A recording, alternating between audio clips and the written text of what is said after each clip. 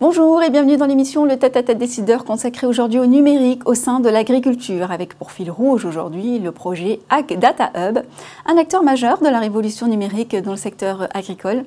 Il regroupe les instituts techniques agricoles précisément, les chambres d'agriculture, une quinzaine de structures privées, soit au total des milliers d'acteurs du secteur en Europe. Leur objectif, permettre à l'agriculture de reprendre la main sur ces données tout en développant des services innovants. L'agriculture fait partie des 10 secteurs émergents prioritaires à fort enjeu de compétitivité pour la France, selon le rapport au ministre de l'économie et des finances et des ministres de l'enseignement supérieur et de la recherche et de l'innovation, remis le 7 février 2020. Alors, Ag Data Hub est-il une des réponses pour lever les verrous du numérique en agriculture? Pour nous accompagner sur ce sujet, Sébastien Picarda, directeur général d'API Agro et du projet Ag Data Hub. Bonjour. Bonjour. Emmanuel Macron a déclaré, je reprends ses propos, pour construire l'Europe de demain, nos normes ne peuvent pas être sous contrôle américain, nos infrastructures, nos ports et aéroports sous capitaux chinois et nos réseaux numériques sous pression russe. Les enjeux stratégiques aujourd'hui de la data dans le secteur agricole, si je vous pose la question? Écoutez, c'est d'abord, la France nécessite d'avoir une vision sur le secteur agricole et d'un outil stratégique au service des agriculteurs et des filières. Aujourd'hui, l'agriculture numérique, c'est 2,5 milliards de données produites tous les jours sur les exploitations agricoles. En France, plus de 280 000 exploitations agricoles génèrent ces données avec plus de 85 partenaires en amont et en aval. Et très concrètement, ce flux-là génère le développement de nouvelles entreprises, de nouvelles start-up, dans lesquelles plus de 10 milliards de dollars ont été investis en 2017 au niveau global et seulement 2% investis en France. D'où la nécessité de structurer la filière numérique française et européenne du numérique agricole.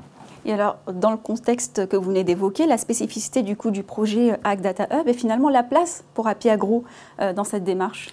Mais écoutez, la nouveauté dans le cadre du projet Ag Data Hub, c'est d'abord et avant tout de mettre à disposition une plateforme souveraine, technologique, européenne, de consentement, de stockage et d'échange de données associée à une démarche de standardisation pour pouvoir assurer une interopérabilité des données et une portabilité dans l'intérêt des agriculteurs.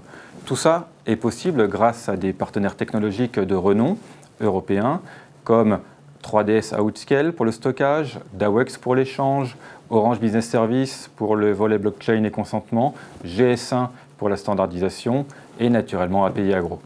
Et le business model déjà pour Ag Data Hub. Et je vais en profiter pour vous questionner aussi sur les services comme API Agro et Numagri. Vous allez peut-être nous présenter par la même occasion. Notre offre commerciale est simple et s'appuie sur les standards de la technologie. Très clairement, nos produits sont tous accessibles à la carte, indépendamment les uns des autres, selon les standards du numérique.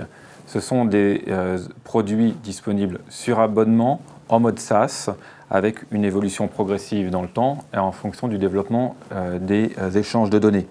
Naturellement, au-delà des simples outils, il est important de pouvoir accompagner les acteurs dans leur transition numérique afin de pouvoir accompagner les équipes, leur organisation et le modèle économique de chaque organisation. Vous savez aussi bien que moi que quand on parle de données, ce qui est pointé du doigt souvent, c'est finalement sa sécurité. Comment vous, en tant qu'acteur finalement de cette data, vous êtes en mesure de garantir cette sécurité? Effectivement, rassurer les agriculteurs sur la sécurité de leurs informations, de ces échanges, des usages, est fondamental pour assurer une relation de confiance dans le numérique. Habituellement, les agriculteurs connaissent leurs différents partenaires dans la vraie vie.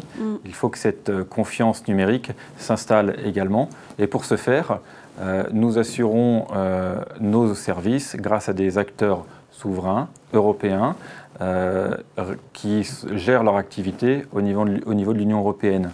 De plus, l'ensemble de ces services sont sécurisés juridiquement avec des contrats entre les agriculteurs, les acteurs des filières et les réutilisateurs de la donnée, qu'il s'agisse de grands groupes industriels de l'amont agricole, de l'agro-industrie ou bien du machinisme agricole qui ainsi peuvent réutiliser leurs données dans le respect du consentement donné par l'agriculteur.